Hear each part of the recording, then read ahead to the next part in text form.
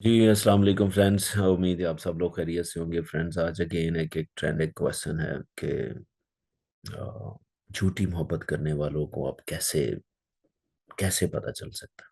मैं ज़्यादा लंबी वो गुफ्तगू नहीं करूंगा, आपको बड़ा क्रंची दो साइकोलॉजिकल जो ट्रेट है वो बताऊंगा जो आपसे झूठी मोहब्बत करता है, जो बेसिक ट्रेट है, और आपको एक्सप्लेन भी करूंगा।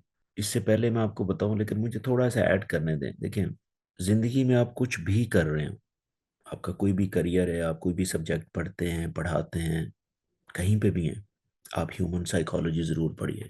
देखिए, ज़्यादातर आपका जो तकरीबन कुछ 70% ज़िंदगी है ना, वो आपकी लोगों के साथ गुजरती है। लोगों का बिहेवियर को अंडरस्टैंड करना, उनसे कैसे बात करना, उनकी पर्सनैलिटी कैसे है, ताकि आपकी जो ज़िंदगी है वो आसानी से गुजर सके। और ज़िंदगी में एक बात और याद रखिएगा, आपकी ज़िंदगी में जो भी मेंटल हेल्थ इश्यूज होते हैं वो लोगों की वजह से होते हैं।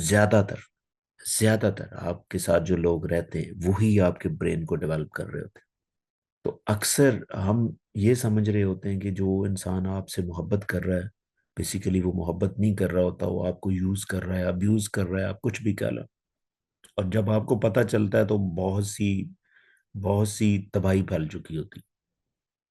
तो मैं आपको अर्ली साइन बताता हूँ, दो ट्रेड बताऊंगा उस इंसान के जो आपसे झूठी मोहब्बत करता है। सिर्फ दो चीज, एक लैक ऑफ एम्पथी है और दूसरा इनकॉन्सिस्टेंट बिहेवियर है। लैक ऑफ एम्पथी और इनकॉन्सिस्टेंट बिहेवियर, इनको मैं एक्सप्लेन भी करता हूँ। देखें, एम्पथी जो है, सबसे पहले मैं एम्पथी को डिस्कस करता हूँ। एम्पथी का मतलब ये होता है सादा लफ्जों में कि आप उसके कितने हमदर्द हैं, उसको कितना अंडरस्टैंड करते हैं।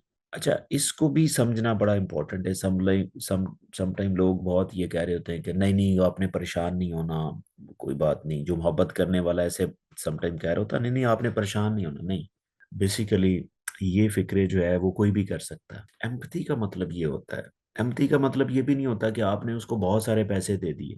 ठीक है, अगर आपके पास हैं तो देने बनते हैं, आप दे दें, ये भी अच्छी बात है, ठीक है।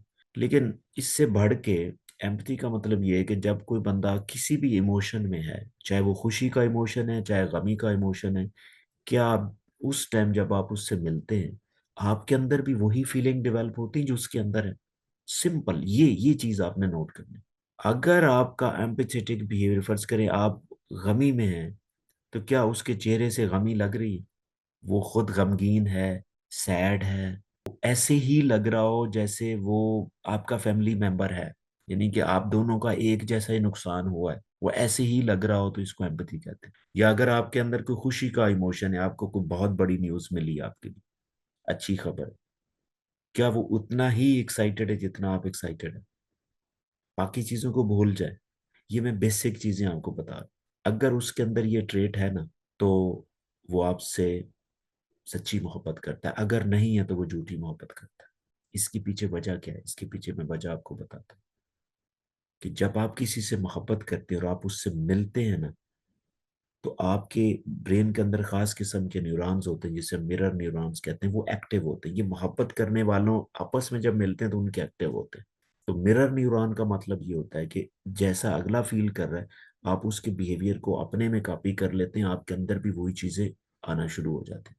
इसका मतलब है आप आप एक ही हैं, आप एक ही हैं। यानी कि जैसे मोहब्बत करने वाले वो कहते हैं ना कि अच्छा दोस्ती का मतलब ही ये होता है, दो सत्ती, यानी कि दो एक ही हैं। इसकी एक हिस्ट्री और है, वो मैं किसी दिन बताऊंगा कि दोस्ती का लफ्ज कैसे डेवलप हुआ। लेकिन न्यूरो साइंस को यही कहती है कि जब आप किसी से मोहब्बत करते हैं तो आप बेसिकली उसके बिहेवियर को आप कॉपी कर रहे होते हैं। आपके अंदर भी वही चीज आ जाती है, वही चीज आ जाती है आपके। तो इसका मतलब है जिसके अंदर एम्पथी है ना, वो आपको अंडरस्टैंड भी कर सकता है, आपके इमोशंस के लिए कुछ कर भी सकता है, आपके लिए बेहतरी भी कर सकता है। पहले उसको समझे तो सही। और दूसरा जो बिहेवियर है, जिसे हम कहते हैं इनकॉन्सिस्टेंट बिहेवियर, जो आपसे झूठी मोहब्बत करता है ना, उसके बिहेवियर में कंसिस्टेंसी नहीं होगी। वो कंसिस्टेंट नहीं होगा अपने बिहेवियर में। कभी आपके लिए बहुत कुछ कर रहा है, कभी नहीं करता, साइड पे हो जाता है, डार्क साइकोलॉजी यूज करेगा, अलहदा हो जाएगा, एक दिन मिलने के बाद बहुत अच्छी अच्छी तरह मिलेगा, 10 दिन के लिए गायब हो जाएगा, आपको टाइम ही नहीं दे रहा। कंसिस्टेंसी नहीं है। इसके पीछे न्यूरो साइंस क्या कहती है, देखें। जब आप किसी से मोहब्बत करते हैं ना, सही वाले, तो होता क्या है, मोहब्बत का जो न्यूरो साइंस के साथ लिंक है वो एक एडिक्शन की तरह लिंक है। यानी कि वही पाथ मोहब्बत के लिए एक्टिवेट होता है ब्रेन में, जो नशे के लिए होता है। ये बड़ी मैं बात करूं कि जब आप किसी से मोहब्बत करते हैं, उससे मिलते हैं, और आप उससे वापस चले जाते हैं थोड़ी देर की, फिर आपको उससे मिलने को दिल करता है। ऐसे ही नशे में भी ऐसे होता है, जैसे आप नशा करते हैं और आप 2 घंटे के लिए, 4 घंटे के लिए नहीं करते, तो फिर आपका दिल करता है। इसका मतलब है कि नशा एक ऐसी चीज है जिसके अंदर आपका बिहेवियर कंसिस्टेंट होता है। अगर आप दिन में 10 सिगरेट पीते हैं तो 10 ही पिएंगे। ये कंसिस्टेंसी है। तो मोहब्बत का जो ब्रेन के साथ लिंक है और एडिक्शन का, वो एक ही पाथवे है बेसिकली।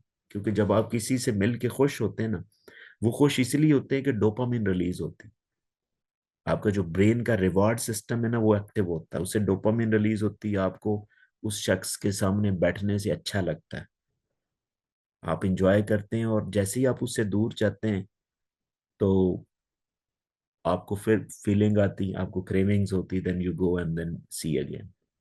बात कर ली, फोन कर लिया, टेक्स्ट कर लिया, डिपेंड करता है कि आप कहाँ पे हैं। कोई भी आप मीडियम यूज करते हैं, आप इन टच रहते हैं। इसके पीछे ये न्यूरो साइंस है। तो इसका मतलब ये हुआ कि अगर किसी के अंदर दो ये ट्रेट हैं, एम्पथी और कंसिस्टेंट बिहेवियर, वो आपके लिए सच्ची मोहब्बत करता है। अगर नहीं है, तो उसको जरा ध्यान से देखें, उसको ध्यान से देखें। हाँ, एक अलहदा जरूर चीज हो सकती है कि आपके अंदर कोई कॉन्फ्लिक्ट क्रिएट हो गया, वो एक अलहदा चीज है। उस कॉन्फ्लिक्ट को आपने देखना है, उसकी वजह से तो नहीं ऐसे हो रहा। अदरवाइज ये दो ऐसे ट्रेट हैं जो आसानी से किसी को असेस कर सकते हैं। लंबी चौड़ी साइंस में जाने की जरूरत नहीं, आसानी से दो चीजों को फोकस करें और आपके पास रिजल्ट सामने। आई होप कि आपको अच्छा लगा होगा कॉन्सेप्ट, लॉजिकली मैंने एक्सप्लेन किया। But still if you have any question, please right me in the comment section and definitely will answer. Thank you.